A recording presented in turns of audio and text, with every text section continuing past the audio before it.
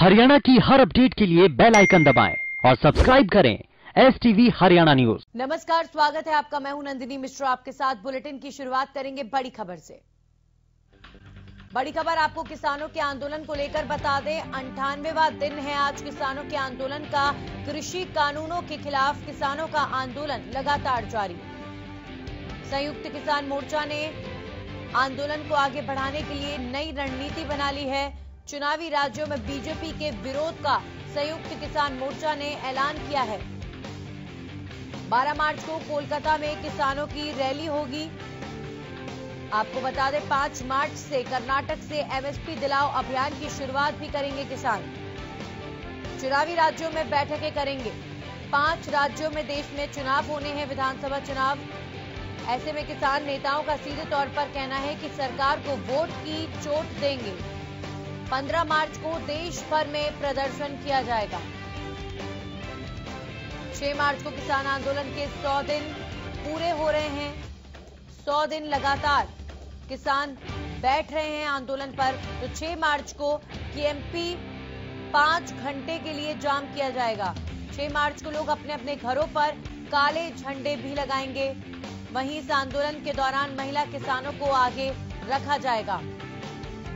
तो आंदोलन का 98वां दिन और आगे की रणनीति संयुक्त किसान मोर्चा ने एक महत्वपूर्ण मीटिंग करके तय कर ली है कि जहां जहां पर विधानसभा चुनाव हो रहे हैं वहां पर सरकार का विरोध किया जाएगा।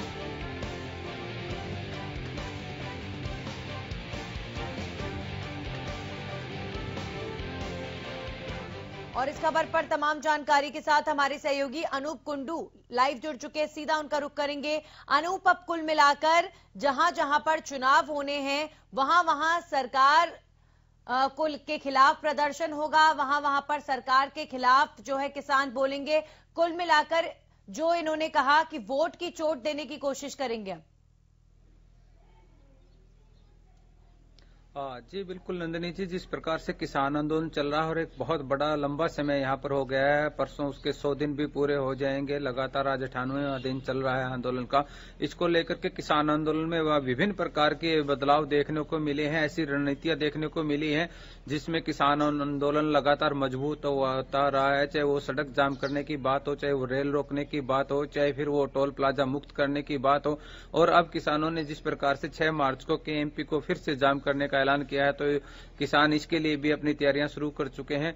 और अगर वोट की चोट की बात करें तो किसानों के जो संयुक्त मोर्चा है, किसान संयुक्त मोर्चा, उसकी तरफ से पहले भी ये कहा जा चुका है कि बीजेपी के जहां भी कार्यक्रम हो, जहां भी नेता पहुंचे तो उनका विरोध किया जाए। और 6 मार्च को अगर वीरेंद्र सिंह भी हरियाणा के उचाना में कोई कार्यक्रम करने की जो सूचना मिली है तो हो सकता है उसका भी विरोध किया जाए। और जहां जहां चुनाव हो रहे हैं, जिन जिन राज्यों में, अब किसान नेता और संयुक्त किसान मोर्चा उधर रुख करेगा और लोगों को बताएगा कि किस प्रकार सरकार किसानों के साथ अन्याय कर रही है और इसको लेकर के चुनाव में वोट की चोट देने का काम किया जाएगा। जी, इसके अलावा अगर बात करें आने वाले दिनों में किस तरह का प्रदर्शन यहां पर देखने को मिलेगा, क्या रणनीति किसानों ने बनाई है?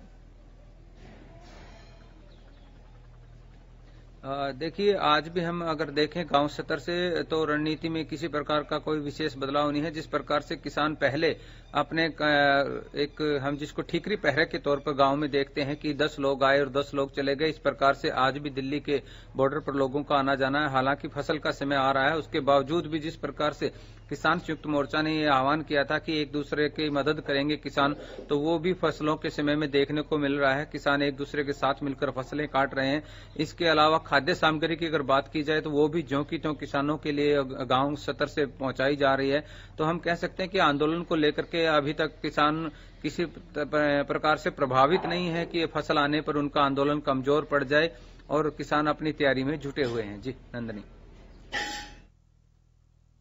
चलिए, बिल्कुल अनूप, जाहिर तौर पर आंदोलन को किसान लगातार आगे बढ़ा रहे हैं, लेकिन वाकई अपने आप में ये भी एक बड़ी उपलब्धि किसान इसे मान के चल रहे हैं कि 100 दिन होने वाले हैं और 100 दिनों तक इस तरीके से आंदोलन को चलाना, और अभी भी आगे लगातार आंदोलन जारी रहने वाला है जैसा कि किसान कह रहे हैं। तो ये भी अपने आप में एक बड़ी बात है और वाकई देश के इतिहास में इससे पहले ऐसा किसानों का आंदोलन कभी नहीं हुआ। हाँ जी, बिल्कुल नंदिनी जी, इतिहास में ये पहला इतना बड़ा किसान आंदोलन है जो 100 दिन पूरे करने को है। और इसके साथ साथ किसानों ने ये चेतावनी सरकार को पहले ही दिन दे दी थी कि अगर 2024 तक भी उन्हें आंदोलन करना पड़ा तो वो पीछे नहीं हटेंगे। और लगातार जिस प्रकार से 100 दिन पूरे होने को है, तो ऐसा लग रहा है कि किसान जो बात कह रहे हैं उस पर अडिग है और वो अपने आंदोलन को 2024 तक भी चलाना पड़ा तो चला सकते हैं। ऐसे में सरकार को चाहिए कि वो आगे आए और किसानों से बातचीत करके कोई न कोई हल निकाले, वरना ये आंदोलन कितना भी लंबा चल सकता है। जी चलिए, बहुत बहुत शुक्रिया अनूप तमाम जानकारी के लिए। तो जाहिर तौर पर अब किसान आंदोलन को लेकर किसान लगातार नए नए प्रयास कर रहे हैं आंदोलन को आगे बढ़ाने के लिए। हमारे साथ हमारे सहयोगी लाजपत जुड़ चुके हैं, सीधा उनका रुख करेंगे। लाजपत, अब आंदोलन को 100 दिन पूरे होने वाले हैं। कल सिंघू बॉर्डर पर संयुक्त किसान मोर्चा की बैठक भी हुई, क्या कुछ निकल कर आया बैठक से?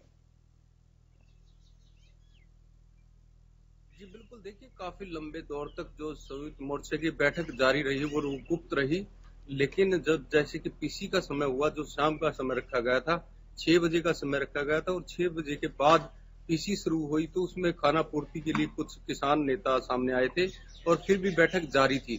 तो वो सिर्फ खाना पूर्ति के लिए ऐलान किया गया है, लेकिन जो जत्थाबंदी है, जो ग्रुप है, वो अपनी जो गुप्त बैठक लगातार जारी थी उनकी, और लगातार जो आह्वान किया गया है, जैसे कि 6 तारीख को सबसे बड़ा आह्वान किया गया है। और जब भी ऐसी कोई आह्वान किए जाते हैं तो हरियाणा न्यूज की टीम लोगों से अपील करती है, फिर से अपील करती है, क्योंकि 6 तारीख को जो केएमपी केजीपी है उसको बंद करने का ऐलान किया गया है। सबसे बड़ा ऐलान यही है, क्योंकि जो 5 घंटे का जो समय रखा गया है, आम नागरिक जो सफर कर रहा है उसको उस नागरिक को जरूर हम अपील करेंगे कि केएमपी केजीपी को का सफर तय ना करें, क्योंकि आप फंस सकते हैं। क्योंकि किसानों का आह्वान है कि 5 घंटे केएमपी केजीपी को बंद किया जाएगा, लेकिन आप अंदाजा लगा सकते हैं जिन लोगों को अपना सफर तय करना होता है वो सरकार और किसानों की खिंचातानी की वजह से वो लोग जरूर फंसते हैं, उनको काफी किल्लत होती है। क्योंकि देखिए, जो सफर जिनको तय करना होता है उनको अगर कहीं अपनी रिश्तेदारी में या कहीं जाना आना होता है, वो लोग फंस जाते हैं और काफी किल्लत होती है। दिल्ली की दहलीज पर किसान जब से बैठे हैं, तो सोनीपत की बात करें तो जो व्यापारी है वो काफी किल्लत में है, जो छोटे छोटे दुकानदार हैं वो काफी दिक्कत में है, क्योंकि पहले कोरोना की मार, फिर लॉकडाउन की मार, अब किसान आंदोलन की मार। तो जो सरकार की और जो किसान आंदोलन की जो खिंचातानी है, उसकी वजह से आम नागरिक जो है, बीच का मध्यम का परिवार जो है होता है, वो कहीं ना कहीं पिसता हुआ नजर आ रहा है। जो मध्यम परिवार है वो बिल्कुल इस चीज को लेकर परेशान है कि आखिर अब कब इसका फैसला होगा, क्योंकि काफी लंबा दौर हो चुका है, 12 दौर की बैठक हो चुकी है। तो हमारी अपील है किसानों से और सरकार से कि बीच में बैठकर, एक बेंच पर बैठकर बातचीत करें और उसका समाधान निकालें, क्योंकि ये आंदोलन काफी लंबा हो सकता है।